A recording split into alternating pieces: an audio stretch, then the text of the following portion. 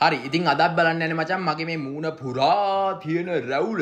හරිද මේ රැවුල නැති වුණාට පස්සේ මම මොන වගේ එකෙක් වේද කියලා තමයි අදත් බලන්න යන්නේ. ඉතින් දැන් මේකට කමෙන්ට් දාන්න එපා තොපි ඇවිල්ලා දෙකේ වෙනසක් නැහැ. දෙකම එක වගේ ඒ කමෙන්ට් දාන්න එපා මේකට ඇවිල්ලා මොකද මම දන්නවා මගේ මූණ පුරා රැවුල නැහැ. මට තියෙන්නේ මේ කිරිමයිල් ටික කියලා මම දන්නවා හොඳටම හරිද. හැබැයි මේ ටිකත් නැති වුණාට පස්සේ මගේ ලොකු වෙනසක් තියෙනවා කියන එකත් මම හොඳටම දන්නවා.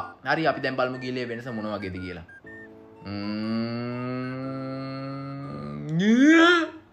මොකෙද්ද කොමේ යා